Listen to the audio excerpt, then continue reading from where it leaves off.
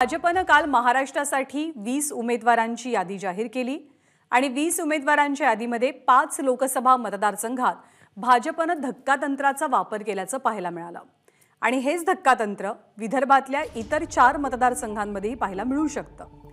याचं कारण असं आहे, भंडारा गोंदिया, रामटेक, यवतमाळ वाशिम आणि गडचिरोली या 4 जागांवरती विद्यमान खासदारांची तिकीटं कापली जाण्याची दाट शक्यता आहे।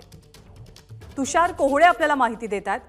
तुषार, विदर्भातनं 2 नावं जाहीर झाली आहेत, एक तर सुधीर मुनगंटीवारांचं आणि त्यासोबत नितीन गडकरींचं।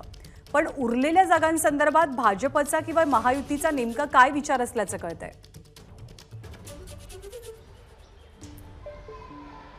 ज्ञानाचा जर का आपण बघितलं तर महाराष्ट्रातल्या ज्या 20 जागा झाल्या त्यामध्ये 5 ठिकाणी आपल्याला धक्कातंत्राचा वापर केल्याचं पाहायला मिळालं। मात्र यामध्ये नुसतं धक्कातंत्र नाही, त्याला एक वेगळ्या परिप्रेक्षाने देखील बघायला पाहिजे की कुठेतरी भाजपचं केंद्रीय नेतृत्व हे मेरिटच्या आधारावर विचार करतात। म्हणजे उमेदवाराची इच्छा असो की नसो, म्हणजे आपण सुधीर मुनगंटीवारांच्या बाबतीत आपल्याला ते पाहायला मिळालं की ते मेरिटच्या आधारावर विचार करतात की जो उमेदवार त्या मतदारसंघात निवडून येईल त्यालाच तिकीट द्यायची। त्या आधारावर आता विदर्भामध्ये आणखी 4 लोकसभा मतदारसंघामध्ये आपल्याला धक्कातंत्र पाहायला मिळण्याची शक्यता आहे। त्याचा पहिला एक मतदारसंघ जर असेल तर तो भंडारा गोंदिया लोकसभा मतदारसंघ आहे। इथे विद्यमान खासदार सुनील मेंढे आहे। मात्र भाजपचे जे रिसर्च रिपोर्ट आहे त्यामध्ये कुठेतरी सुनील मेंढे यांच्याबाबत सकारात्मक अहवाल आला नाही, त्यामुळे तिथे परिणय फुके यांना उमेदवार म्हणून मैदानामध्ये उतरवण्याची दाट शक्यता वर्तवली जात आहे। या व्यतिरिक्त आणखी एक मतदारसंघ आहे तो म्हणजे गडचिरोली लोकसभा मतदारसंघ।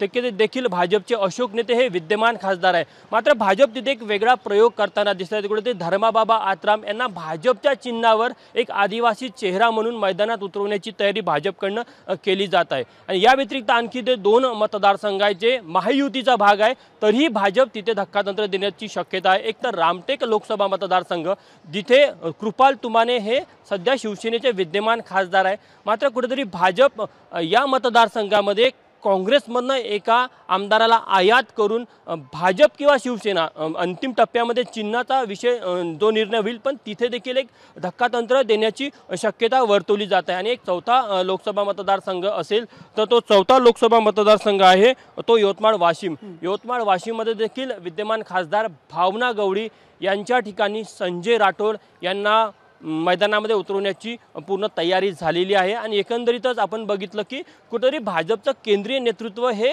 मेरिटच्या आधारावर विचार करताना आपल्याला पाहायला मिळतात। इतर वेगवेगळ्या पक्षामध्ये उमेदवारी मिळवण्यासाठी मोठ्या स्तरावर लॉबिंग होताना पाहायला मिळते, मात्र भाजपमध्ये तसं आपल्याला पाहायला मिळत नाही। भाजपने एक शैली विकसित केलेली आहे, त्या शैलीमध्ये वेगवेगळ्या रिसर्च वेगवेगळ्या अहवालाच्या आधारावर उमेदवाराची निवड केली जाते आणि मग त्या उमेदवाराची इच्छा असो की नसो पक्ष जो आदेश देईल त्यानुसार ते निर्णय घेतले जातात। ते आपल्याला चंद्रपूरमध्ये देखील पाहायला मिळालं। तर कुठेतरी या सर्व गोष्टीचा आपण एक वेगळ्या परिप्रेक्षामध्ये विचार करायला पाहिजे। एबीपी माझा, उघडा डोळे बघा नीट।